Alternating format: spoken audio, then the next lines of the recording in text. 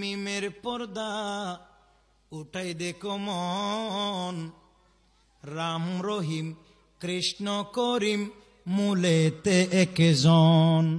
রাম রহিম কৃষ্ণ করিম কি মূলত এক? এই গান চলতেছে সুফিবাদের নাম দিয়ে।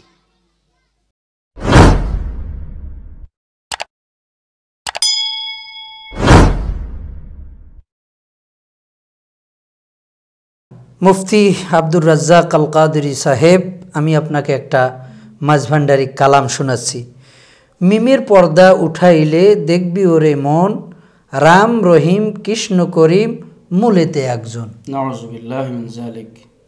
এই গানটি মাঝভান্ডারি একটি প্রসিদ্ধ কালাম, যে গানটি নিয়ে এখন বর্তমানে ফেসবুক, ইউটিউব বলেন, বিভিন্ন মিডিয়াতে খুবই ভাইরাল এবং আলোচনা সমালোচনা দুটি হচ্ছে।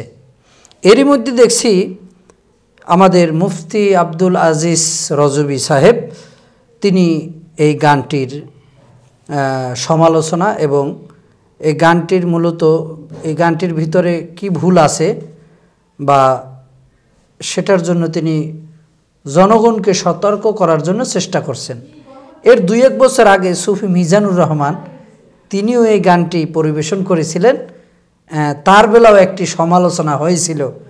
এই গানটি তিনি তার নিজের কণ্ঠে বলছিল, তো তখন এত ভাইরাল হয় নাই। কিন্তু মুফতি আব্দুল আজিজ রজবী তিনি এই গানটিকে নিয়ে যখন তিনি শোধরাবার জন্য চেষ্টা করলেন, তখনই একদল ওনার বিরুদ্ধে উঠে পড়ে লেগেছেন।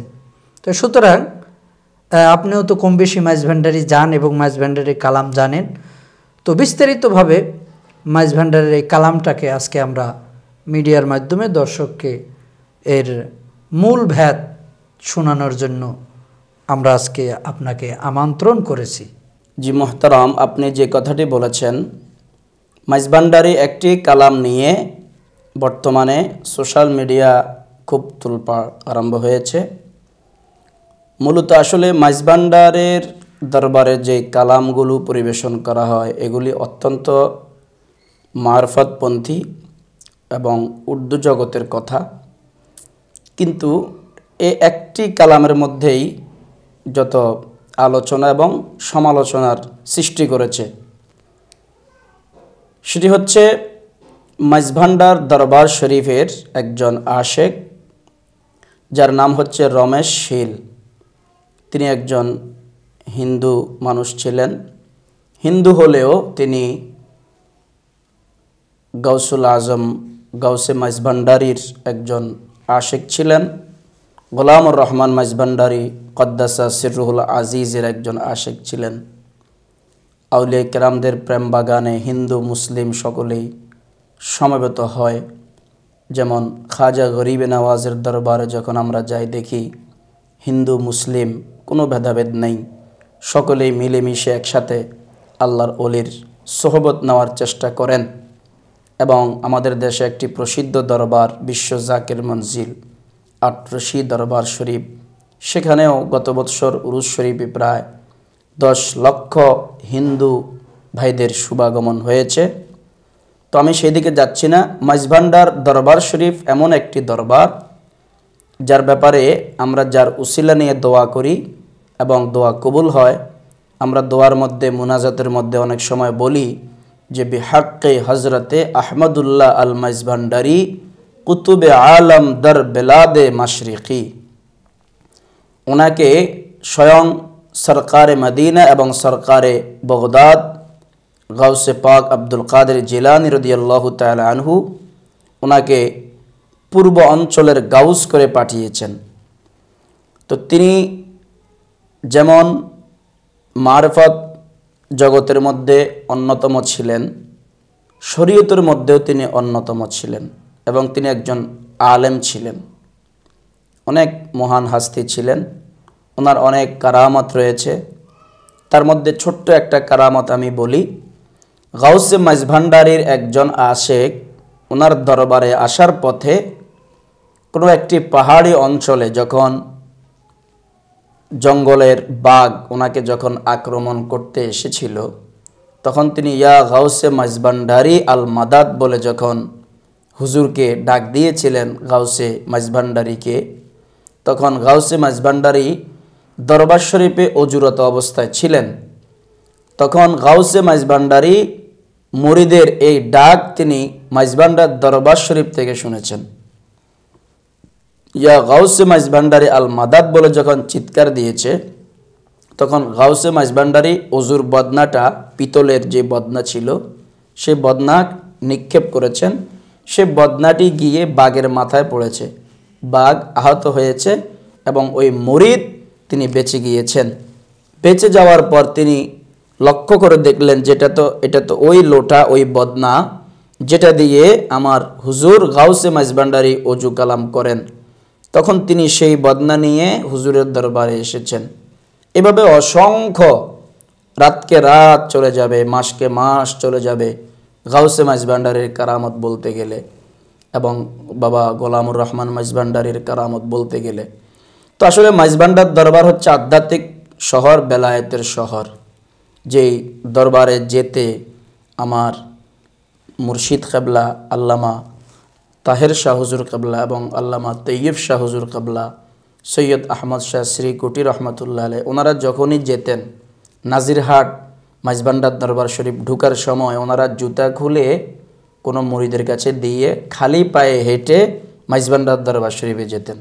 এত সম্মান করতেন গাউসে মাইজভান্ডারীকে, তিনি এত বড় একজন মহান হাস্তি। তো রমেশ শীল সে একজন হিন্দু মানুষ, সে গাউসে মাইজভান্ডারী একজন ভক্ত।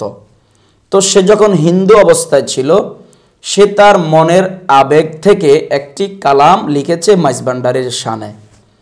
তো যদিও সে মাইজভান্ডারীর শানে কালাম লিখেছে, কিন্তু সে তো ধর্মীয়ভাবে হিন্দু, তার ধর্ম হিন্দু ধর্ম। রমেশ শীল সে তার ধর্মের কিছু কথা সেই এই কালামের মধ্যে ঢুকিয়েছেন। যেমন আমাদের দেশে যে জাতীয় সঙ্গীত, আমার সোনার বাংলা আমি তোমায় ভালোবাসি, হ্যাঁ, চিরদিন তোমার আকাশ তোমার বাতাস, আমার প্রাণে বাজায় বাঁশি, ও মা আমার প্রাণে বাজায় বাঁশি। এই জাতীয় সঙ্গীতের লেখককে রবীন্দ্রনাথ ঠাকুর। তো রবীন্দ্রনাথ ঠাকুর এই জাতীয় সঙ্গীতের ভিতরে তার মনের ভাব প্রকাশ করে মা বলে সম্বোধন করেছেন কাকে? তাদের মা কালীকে। আমি যতদূর জানি এটার ইতিহাস, রবীন্দ্রনাথ ঠাকুর তার এখানে মা বলতে সে আপনার এই তাদের যে মা কালী তাকে বুঝিয়েছেন। অনুরূপভাবে রমেশ শীল যে এখানে যে কালাম লিখেছে যে আপনার এই মিমের পর্দা উঠাইলে দেখবি ওরে মন, রাম রহিম কৃষ্ণ করিম মূলেতে একজন, নাউজুবিল্লাহি মিন যালিক। এটা আমাদের যারা মাইজভান্ডারীর তরিকার শ্যামা মাহফিল করে তারা ওই শ্যামার মধ্যে এটা গায় ভাবে, মিমের পর্দা উঠাইলে দেখবি ওরে মন, রাম রহিম কৃষ্ণ করিম মূলেতে একজন। নাউজুবিল্লাহ। এটা শুনতে কিন্তু ভালো লাগে সুর দিয়ে, তখন আমরা সুরের মধ্যে হারিয়ে যাই। এই কথাটাই বলেছেন আমাদের আব্দুল আজিজ রজবী মাদ্দাজিল্লাহুল আলী, যে ঠিক আছে কিন্তু রাম রহিম কৃষ্ণ করিম মূলেতে একজন তো হতে পারে না। রাম বিয়ে করেছে, রাম জন্ম নিয়েছে, রাম তার মৃত্যু হয়েছে, কৃষ্ণ সে একজন মানুষ ছিল, তার জন্ম হয়েছে, মৃত্যু হয়েছে, সে খাবার খেয়েছে, সে বিয়ে শাদী করেছে, তার মৃত্যু হয়েছে। তো আল্লাহ রাব্বুল আলামিন বলেছেন লাম ইয়ালিদ ওয়ালাম ইউলাদ, তিনি কাউকে জন্ম দেননি, তাকেও কেউ জন্ম দেয়নি। তো আমি যদি বলি রাম রহিম কৃষ্ণ করিম মূলেতে একজন, তার মানে কি দাঁড়ালো? আমি রাম রহিম কৃষ্ণ করিম এই চারটা নাম আমি একজনকে নিসবত করেছি, একজনকেই বলেছি, অর্থাৎ এই চারটা নাম দিয়ে আমি একজনকে বুঝিয়েছি। তার মানে রাম যিনি, রহিম তিনি। নাউজুবিল্লাহ। দেখুন, রাম মানুষ, তার জন্ম মৃত্যু হয়েছে এবং সে হিন্দুদের দেবতা, তাহলে সেখানে আল্লাহ পাক রব্বুল আলামিনের কোনো জন্ম নাই, মৃত্যু নাই, খাবারের প্রয়োজন নাই। নাউজুবিল্লাহ। তো যদি আমি এটা বলি রাম রহিম কৃষ্ণ করিম মূলতে একজন, তাহলে এটা আল্লাহ পাকের সাথে শিরিক হয়ে যাবে। কারণ আল্লাহ পাক রব্বুল আলামিন সূরা লোকমানের মধ্যে বলেছেন, হযরত লোকমান আলাইহিস সালাম ওনার ছেলেকে কিন্তু সর্বপ্রথম ওসিয়ত করেছেন যে ওয়াইজ ক্বালা লুকমানু লিবিনিহি ওয়া হুয়া ইয়াইজুহু ইয়া বুনাইয়া লা তুশরিক বিল্লাহ হে আমার বৎস, হে আমার ছেলে, আল্লাহর সাথে শিরিক করবা না। এবং আল্লাহ পাক কোরআনে অসংখ্য জায়গায় বলেছেন, ওয়া ইন জাহাদাকা আলা আন তুশরিকা বিমা লাইসা লাকা বিহি ইলম, এবং আল্লাহ পাক বলেছেন ওয়া'বুদুল্লাহ ওয়া লা তুশরিকু বিহি শাইআ।